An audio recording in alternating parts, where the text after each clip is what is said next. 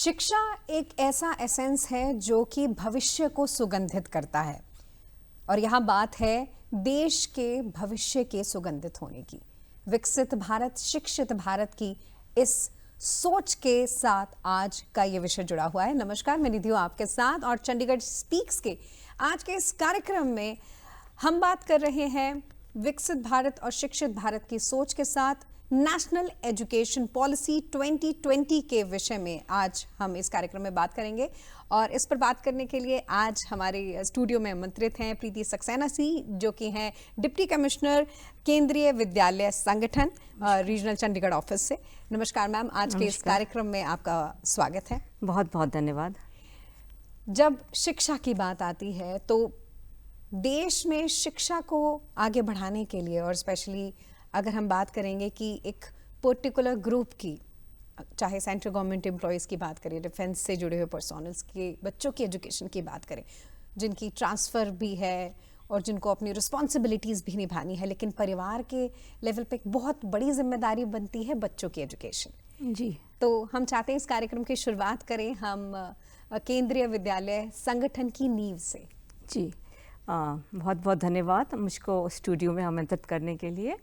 केंद्रीय विद्यालय संगठन इसकी शुरुआत 1962 से हुई, जब सेकंड पे कमीशन ने रेकमेंड किया कि एक ऐसा और संगठन बनाना चाहिए जिसमें कि जो ट्रांसफरेबल सेंट्रल गवर्नमेंट एम्प्लॉयज़ हैं, उनके जो बच्चे हैं उनकी शिक्षा जो है अनवरत चलती रहे, उनके ट्रांसफ़र्स के कारण उनकी बच्चों की शिक्षा में बाधा नहीं आए। तो उसको देखते हुए 1963-64 में 20 रेजिमेंटल स्कूल्स थे, उनको टेक ओवर किया गया और सेंट्रल स्कूल्स ऑर्गेनाइजेशन नाम से संस्था बनाई गई, जिसका बाद में 1967 में नाम केंद्रीय विद्यालय संगठन कर दिया गया। तो नींव वहाँ से शुरू हुई। तो प्राइमरीली जब इस्टेब्लिश हुआ तब इसका मकसद यही था और अभी भी है कि सेंट्रल गवर्नमेंट के जो ट्रांसफरेबल एम्प्लॉयज़ हैं उनके बच्चों की शिक्षा अनवरत जारी रहे। लेकिन समय के साथ साथ इसमें विस्तार हुआ। अब ऐसा नहीं है कि केवल डिफेंस पर्सनल्स के या सेंट्रल गवर्नमेंट एम्प्लॉयज़ के बच्चों को ही यहाँ प्रवेश मिलता है, बल्कि हमारे यहाँ एक प्रायोरिटी है कैटेगरीज की, जिसमें सबसे पहले तो सेंट्रल गवर्नमेंट के ट्रांसफरेबल और नॉन ट्रांसफरेबल एम्प्लॉयज़ के बच्चे होते हैं, फॉलोड बाय जो सेंट्रल गवर्नमेंट के PSUs हैं, जिनके ट्रांसफरेबल नॉन ट्रांसफरेबल एम्प्लॉयज़ के बच्चे होते हैं। उसके बाद जो स्टेट गवर्नमेंट होते हैं उनके ट्रांसफरेबल और नॉन ट्रांसफरेबल एम्प्लॉयज़ के बच्चों का भी एडमिशन्स होता है, फॉलोड बाय जो स्टेट गवर्नमेंट के PSUs हैं। उसके बाद यदि सीट्स रिक्त रहती हैं तो जो आम जनता है, प्राइवेट कंपनीज में लोग काम करते हैं, अपना काम करते हैं, व्यापार करते हैं, उनके बच्चों का भी एडमिशन्स होते हैं। तो हमारे यहाँ पूरा एक बड़ा स्पेक्ट्रम है जहाँ के सभी सोसाइटी के, समाज के सभी हिस्सों से जो लोग आते हैं, सभी के बच्चों को एडमिशन्स मिलता है हमारे यहाँ। इनफैक्ट प्रीति मैम, हम अपने टेलीविज़न स्क्रीन पर केंद्रीय विद्यालय के जो बच्चे हैं और इनफैक्ट जितनी स्मार्ट क्लासरूम्स के साथ और प्रांगण के साथ जुड़े हैं, उसके भी जो विजुअल्स है वो भी हम अपने दर्शकों के साथ जोड़ रहे हैं। तो हम, जैसे आपने बोला कि इसका दायरा बढ़ा है, डिफेंस पर्सनल से लेकर central government employ, then state, and then उसके बाद कुछ ऐसी सीट्स हैं जो कि आम लोगों के लिए भी केंद्रीय विद्यालय संगठन के साथ जुड़ी हुई हैं। तो अगर इसकी पूरी चेन की बात करें तो इसका जो विस्तार है, अगर भारत की बात करें तो वो कितना प्रसार है और क्या हम बाहर भी अवेलेबल हैं अगर अब्रॉड की बात करें? आज की डेट में 1254 केंद्रीय विद्यालय हैं जो ऑल ओवर इंडिया हमारी सब जगह हैं। 1254? यस। अगर आप देखें तो मेट्रो सिटी से लेकर के जो बिल्कुल दूरगामी एकदम डिफ़िकल्ट एरियाज़ हैं, चाहे वो in terms of geographical locations हों या इन टर्म्स ऑफ बिल्कुल बॉर्डर के पास वाले एरियाज़ हों, कोई ऐसी जगह भी हैं जहाँ पे नक्सल अफेक्टेड एरियाज़ हैं, जहाँ कहीं भी आप सोच सकते हैं वहाँ केंद्रीय विद्यालय हैं। और हमारे यहाँ 3 केंद्रीय विद्यालय विदेशों में भी हैं। केंद्रीय विद्यालय मॉस्को में है, तेहरान में है और काठमांडू में भी हैं। तो हम लोग विदेश में भी हैं और अपने देश में तो सब जगह हैं।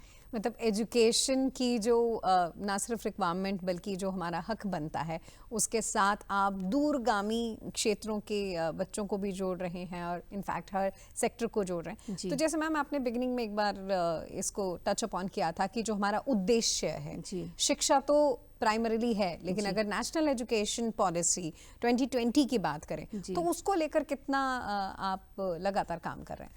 जी देखिए, केंद्रीय विद्यालय संगठन शिक्षा के क्षेत्र में एक अग्रणी संस्था है। We are the pace setters in the field of education. In fact one of those जो इनका सबसे बड़ा चेन है बिल्कुल देश में। और जो भी केंद्रीय सरकार की जो भी पॉलिसीज़ होती हैं शिक्षा से रिलेटेड, वो सबसे पहले केंद्रीय विद्यालय संगठन ही उसको लागू करता है। जी। तो राष्ट्रीय शिक्षा नीति 2020 के जितने भी आयाम हैं वो सारे जो है हमारे केंद्रीय विद्यालय संगठन में उनको लागू किया जा रहा है।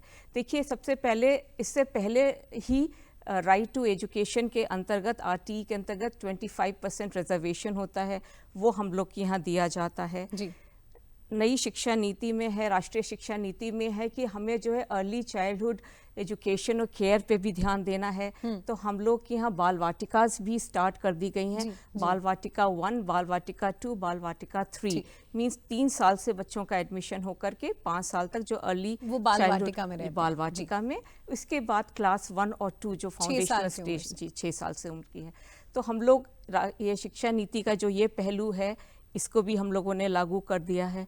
ठीक है। इसके बाद जहाँ तक हम बात करें कि अगर हम बात करें कि सारे बच्चों को शिक्षा देने की बात करें तो हम लोग के यहाँ जो शिक्षा प्रणाली जो लागू है, जैसे मैंने कहा कि समाज के हर वर्ग के जो रिप्रेजेंटेशन है हमारी एडमिशन पॉलिसी में, चाहे वो प्राइवेट व्यक्ति के बच्चे हों, चाहे वो सेंट्रल गवर्नमेंट एम्प्लॉयज़ के बच्चे हों, तो शिक्षा के अधिकार के अंतर्गत सभी का admission in order of priorities of admissions होता है। और मातृभाषा को लेकर जी। हम लोग के यहाँ जो 3 लैंग्वेज पॉलिसी की बात है वो भी हम लोग के यहाँ पहले से ही लागू है। देखिए, हम लोग के यहाँ अंग्रेज़ी और हिंदी बाइलिंगुअल मीडियम में पढ़ाई होती है। क्लास 6 से 8 तक संस्कृत पढ़ाई जाती है। और यहाँ पे मातृभाषा की बात है तो जहाँ पे भी इसकी डिमांड है वहाँ इन स्कूलों में मातृभाषा भी पढ़ाई जाती है। फॉर एग्जांपल हमारे चंडीगढ़ क्षेत्र जिसके अंतर्गत पंजाब आता है, तो बहुत सारे स्कूल्स में पंजाबी भाषा भी पढ़ाई जाती है हम लोग के यहाँ। तो मैम, क्या ये सारी चीज़ें पहले से ही केंद्रीय विद्यालय संगठन फॉलो कर रहा है या फिर जब नेशनल एजुकेशन पॉलिसी 2020 आई उसके बाद से ये देखिए 3 लैंग्वेज वाली बात तो पहले से ही फॉलो कर रहे हैं, संस्कृत, हिंदी और इंग्लिश। जी। और पहले से भी यह है कि अगर एक सर्टेन नंबर ऑफ स्टूडेंट्स होते हैं, 15 या 20 बच्चे अगर ऑप्ट करते हैं जिस भाषा के लिए, तो उस भाषा की पढ़ाई हम लोग के यहाँ शुरू करा दी जाती है। तो अब मातृभाषा पे फोकस है। प्राइमरी के बच्चों को मदर टंग में पढ़ाई की बात है तो हम लोग काफ़ी फोकस उस पर भी देते हैं हिंदी में, क्योंकि हम लोग के बच्चे नॉर्मली ट्रांसफरेबल एम्प्लॉयज़ के बच्चे ज़्यादा होते हैं। तो हिंदी और इंग्लिश ऐसी हैं जो हर स्टेट में उनको एक कॉमन मीडियम ऑफ इंस्ट्रक्शंस मिलता रहेगा और जो उनकी चॉइस की भाषा है वो उसको पढ़ सकते हैं। बिल्कुल। तो ये हम लोग के यहाँ इस तरीके से है। प्रीति मैम, जैसे आपने बताया कि ये संगठन इतना मजबूत है, इतना बड़ा है, 1200 से ज़्यादा तो ब्रांचेज ही हैं, तो इसको लेकर जो विश्वास भरोसा है वो बहुत सुदृढ़ हुआ है और यही हमको जान रहे हैं, अपनी कुछ लोगों के साथ भी कनेक्ट हो रहे हैं।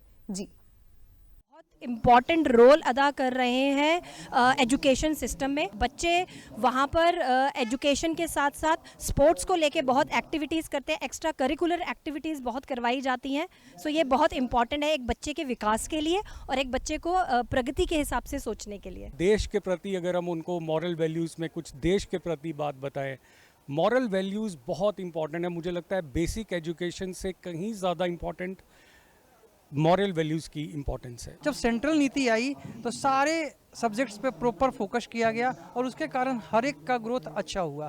तो इसलिए सेंट्रल का तो नीति होनी ही चाहिए और इवन कोई भी चीज़ जब सेंट्रलाइज होती है तो उसका तो बेनिफिट होता है। इससे बलात्कार, इससे मॉलेस्टेशन या इससे जो लड़कियों के प्रति लड़कों की जो भावना रहती है उसके अंदर बहुत सुधार आ सकता है। तो मुझे लगता है केंद्रीय विद्यालय का योगदान जो है ये कह सकते हैं कि आजकल एकदम परफेक्ट चल रहा है और जिस तरह से समाज का उन्नति हो सके अपना योगदान दे रहे हैं। ये कुछ ऐसा की फैक्टर है जिसके साथ बहुत ज़्यादा हमें जोड़ा है केंद्रीय विद्यालय संगठन ने। जी बिल्कुल, कहा जाता है कि हर केंद्रीय विद्यालय, प्रत्येक केंद्रीय विद्यालय अपने आप में एक छोटा इंडिया है, मिनी इंडिया है। हमारे हर केंद्रीय विद्यालय में आपको भारत के हर कोने से विद्यार्थी मिल जाएंगे और जब आप उन बच्चों से बात करेंगे तो आप ये नहीं पता कर पाएंगे कि ये बंगाल का है, कि असम का है, कि तमिलनाडु का है, क्योंकि बच्चों में इंडियन होने की जो भावना है भारतीयता वो की बहुत भावना स्ट्रॉन्ग है। क्योंकि जो हमारी एक्टिविटीज़ हैं, जो हमारे क्रियाकलाप हैं, जो हमारा फोकस है, जो डायरेक्शन एजुकेशन का, उस पे भारतीयता पे ही ज़्यादा जोर है।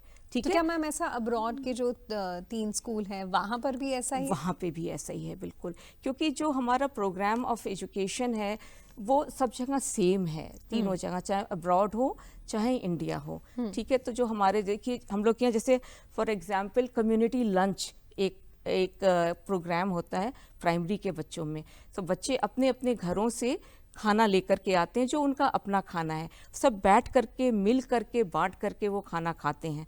ठीक है, इस तरह से हम लोग के यहाँ एक प्रोग्राम होता है ग्रैंड पेरेंट्स डे, वहाँ पे बच्चे अपने ग्रैंड पेरेंट्स को साथ में लेकर के आते हैं, तो वो उनका जो जुड़ाव है परिवार के साथ उसको सुदृढ़ करता है। जो हमारे यहाँ जो भी ये programmes for example Independence Day हुआ, रिपब्लिक डे हुआ, जनजातीय गौरव दिवस हुआ, वीर बालक दिवस हुआ, इस तरीके के बहुत सारे हम लोग के यहाँ प्रोग्राम्स चलते हैं। यानी कि धार्मिक मूल्यों से लेकर नैतिक मूल्यों से लेकर राष्ट्रीयता से लेकर जितनी भी चीज़ें हैं जो कि हमें एक अच्छी अपब्रिंगिंग में ज़रूरी हैं, जो कि हमें खुद अपने आप में एक भारत बनाती हैं, उसके साथ केंद्रीय विद्यालय संगठन। देखिए आपने मूल्यों की बात करी, तो हम लोग के यहाँ एक प्रोग्राम चलता है अवेकेंड सिटीजन प्रोग्राम। ठीक है, उसमें उसके अंतर्गत बहुत सारी एक्टिविटीज़ कराई जाती हैं जिसमें बच्चे ये जो नैतिक मूल्य हैं, ठीक है, लाइफ स्किल्स हैं जो जीने के लिए बहुत ज़रूरी हैं, 21st सेंचुरी स्किल्स हैं, ये सब बच्चे जो हैं इम्बाइब करते हैं अपने एक्टिविटीज़ के माध्यम से। ऐसा नहीं है कि हम थ्योरेटिकल क्लासेस लेते हैं और कोई एक तरह से भाषणबाजी करते हैं, ऐसा नहीं होता है। बच्चे खुद उन एक्टिविटीज़ में पार्टिसिपेट करते हैं जिससे कि वो खुद समझें और उनके अंदर वो सारी क्वालिटीज़ अपने आप पनपें। यानी कि इम्प्लीमेंट करने का भी जो प्रोसेस है उसके साथ भी जोड़ रहे हैं ताकि वो अपनी ज़िंदगी में ढालें। जैसे एक बीच में किसी ने शेयर किया था कि वुमेन रिस्पेक्ट को लेकर, है ना, ताकि किसी भी तरीके के जो जघन्य अपराध महिलाओं से जुड़े हुए हैं उसके विषय में भी अवेयर किया जाता है कि क्या गलत है जो हमारे नैतिक मूल्यों में आता है। जी देखिए, हम लोग के यहाँ देखिए चाहे बच्चियों की बात हो चाहे महिलाओं की बात, क्योंकि सिर्फ कन्याओं के एजुकेशन की बात नहीं है, बेटी पढ़ाओ की भी नहीं बात, उसके साथ बेटी बचाओ की भी बात सोच। जी जी, देखिए तो हम लोग के यहाँ एक एडोलसेंट एजुकेशन प्रोग्राम होता है, किशोर शिक्षा कार्यक्रम, जिसमें बच्चों को, बालकों को भी, बालिकाओं को भी शिक्षा दी जाती है। जब हम लोग बड़े हो रहे होते हैं, क्या चेंजेस हमें आ रहे होते हैं, उनके बारे में भी जानकारी दी जाती है और एक दूसरे के साथ कैसे व्यवहार करना है, क्या लिमिट्स होती हैं, क्या गुड टच होता है, क्या बैड टच होता है, फिजिकल चेंजेस के बारे में भी बात की जाती है। ठीक है, तो इस तरह से बच्चियों को हम लोग के यहाँ सेल्फ डिफेंस की भी ट्रेनिंग दी जाती है। ठीक है, और जो पीएम श्री योजना जो लागू की गई है उसके अंतर्गत सारे विद्यालयों में बच्चियों को सेल्फ डिफेंस ट्रेनिंग भी दी जा रही है। महिलाओं की बात करें, कार्यस्थल पे जो उनके साथ कोई इस तरह का दुर्व्यवहार ना हो, तो एक होता है इंटरनल कंप्लेंट्स कमेटी, ये हर विद्यालय में ये होती है, क्षेत्रीय स्तर पे भी होती है और हेडक्वार्टर लेवल पे भी बनी हुई है। अगर किसी के साथ ऐसा होता है तो वहाँ पे शिकायत दर्ज करा के उसकी पूरी जांच होती है। ठीक है, इसके अलावा सेंसिटाइजेशन प्रोग्राम्स होते हैं सभी टीचर्स के लिए भी, सभी एम्प्लॉयज़ के लिए भी, कि सबको अपनी हदें मालूम हो और सबके साथ एक अच्छा व्यवहार हो, किसी को भी किसी प्रकार की परेशानी ना हो। तो इस तरीके से चाहे महिलाएं हों चाहे बच्चियां हों, हम लोग के यहाँ हम लोग सब तरीके से ये इंश्योर करते हैं कि वो सेफ़ रहें और उन्हें अपनी सेफ्टी करनी भी आए। जैसे आपने बताया कि गर्ल्स को लेकर इनफैक्ट जेंडर न्यूट्रल होकर भी आप बहुत सारी ऐसी चीज़ें हैं जो कि सिखा रहे हैं। जी। ऐसी एक बहुत बड़ा चैलेंज आया था कोविड-19 के दौरान, जी। जिसको पूरी दुनिया ने विटनेस किया, लेकिन यहाँ केंद्रीय विद्यालय संगठन ने उसका भी मुकाबला किया, क्योंकि वो ऐसी चीज़ थी जिसके लिए कुछ प्रिडिक्शन नहीं था। तो उसकी तैयारी कैसे की, और बिना तैयारी के भी, बिना अनुभव के भी इतने अच्छे से इतने बड़े लेवल पर चीज़ें हैंडल करना, किस तरीके की आपकी एक नीति रही इसको लेकर? जी, देखिए जो कोविड आया वो तो सबके लिए एक अचंभा करने वाली चीज़ थी। Nobody was prepared for it, right? But I would really salute all the teachers of केंद्रीय विद्यालय संगठन, क्योंकि हम में से कोई भी उसके लिए प्रिपेयर्ड नहीं था। ये आपदा ऐसी थी जो वाकई में जिसने सबको हैरान परेशान करके रख दिया था। कितने सिक्लूडेड एरियाज में भी केंद्रीय विद्यालय हैं। एंड उस समय लेकिन बच्चों की शिक्षा में बाधा ना पड़े, इसीलिए सारे टीचर्स उन्हें अपने आप को स्वयं प्रिपेयर किया, घरों में रह करके अपने मोबाइल के माध्यम से ऑनलाइन सबने अपने आप सीखा कि कैसे ऑनलाइन क्लासेस लिए जाते हैं, कैसे लिंक बनाई जाती है, कैसे बच्चों को जोड़ा जाता है। और चाहे कितने भी अपना खुद परेशानी में हो घर पे, लेकिन सभी टीचर्स ने अपने आप को अपग्रेड किया, अपनी स्किल्स को अपग्रेड किया। उनको वाकई सलाम है सारे टीचर्स को। मीन्स चाहे वो नए टीचर्स हों और चाहे वो सीनियर टीचर्स हों, सभी everybody rose to the occasion और सबने क्लासेस ली और बच्चों का होमवर्क व्हाट्सएप पे मंगाना, उसको चेक करके वापस भेजना, क्लासेस लेना, अपना खुद वीडियो बना करके डालना, यूट्यूब चैनल्स पे डालना और मतलब ब्लॉग्स बनाना, सभी टीचर्स ने अपने आप करके सीख लिया। ऑब्वियसली हम लोग के संगठन की तरफ से भी कुछ ट्रेनिंग बाद में दी जानी शुरू की गई, लेकिन इनिशियली तो टीचर्स ने अपने आप ही किया। इनफैक्ट हम अपनी स्क्रीन पर भी किस तरीके से केंद्रीय विद्यालय संगठन के बच्चे इनोवेशंस के साथ जुड़े हुए हैं, और इसका जो एक हम कह सकते हैं कि डिपिक्शन हम अपनी स्क्रीन के जरिए भी कर रहे हैं, क्योंकि जो बातें हम कर रहे हैं वो जब साथ साथ दिखाई भी देती हैं तो उसका एक अलग ही इम्पैक्ट पड़ता है व्यूअर्स के ऊपर। जी मैम। देखिए हम लोग के यहाँ जैसे आपने शुरुआत में राष्ट्रीय शिक्षा नीति 2020 की बात करी थी, उसी के अंतर्गत देखिए हमारे सारे स्कूल्स जितने भी हैं ऑल ओवर इंडिया, जो अब्रॉड भी हैं, सभी की यहाँ लेबोरेटरीज हैं, ठीक है। वहाँ पे पीएम श्री योजना के अंतर्गत साइंस सर्किल और मैथ सर्किल भी एक क्लब्स हैं, जिसके अंतर्गत बहुत सारी एक्टिविटीज़ कराई जाती है। बच्चे जुड़ के खुद लर्निंग बाय डूइंग जिसे कहते हैं। इसके वीडियोस भी हमने अभी साथ साथ ही शेयर भी किए हैं। राइट, जिसको एक्सपीरियंशियल लर्निंग आप कहते हैं, वो सब जगह पे है। ठीक है, हम लोग के यहाँ डिजिटल लाइब्रेरीज हैं। जी, आपने कहा कि कैसे जुड़े तकनीक से, तो बच्चों को जोड़ने के लिए वो भी है। हम लोग के यहाँ लैंग्वेज लैब्स हैं, जिसमें बच्चे जो हैं भाषा पे कैसे उनकी पकड़ बने, कैसे अच्छा बोलें, लिसनिंग स्पीकिंग स्किल्स जो हैं उनकी अपग्रेड करने के लिए हमारे पास लैंग्वेज लैब्स हैं। साइंस से जुड़े सारे जो है जितने भी आप क्रियाकलाप सोच सकते हैं उसको लेकर लेटेस्ट वाले हम लोग के यहाँ, जिसको आप कहते हैं ना स्टेम को बढ़ावा देना। इसके लिए केंद्रीय विद्यालय संगठन बहुत सारे प्रोग्राम्स भी चलाता है। देखिए हम लोग के यहाँ जैसे होता है NCSC कहते हैं, नेशनल जो चाइल्ड साइंटिस्ट वाली बात होती है जहाँ पे, और राष्ट्रीय बाल वैज्ञानिक प्रदर्शनी जिसको कहते हैं वो होती है। इसके बाद जिज्ञासा कार्यक्रम होता है जो CSIR के साथ हम लोग का है। इसके बाद युविका कार्यक्रम है जो भारत सरकार का, उससे बच्चे जुड़े रहते हैं। अटल टिंकरिंग लैब्स हैं हम लोग के यहाँ हैं। तो बहुत सारे एक के बाद एक इतने कार्यक्रम हैं जो कि विद्यालय स्तर पे, संकुल स्तर पे, क्षेत्रीय स्तर पे, राष्ट्रीय स्तर पे और ऑल इंडिया लेवल पे हमारे बच्चे इनमें पार्टिसिपेट करते हैं और अपने स्कूल का, अपने संगठन का, अपने देश का गौरव भी बढ़ाते हैं। जैसे आपने बताया कि एजुकेशन के स्तर पर हर जानकारी के साथ, हर लेटेस्ट टेक्नोलॉजी के साथ जोड़ा जा रहा है।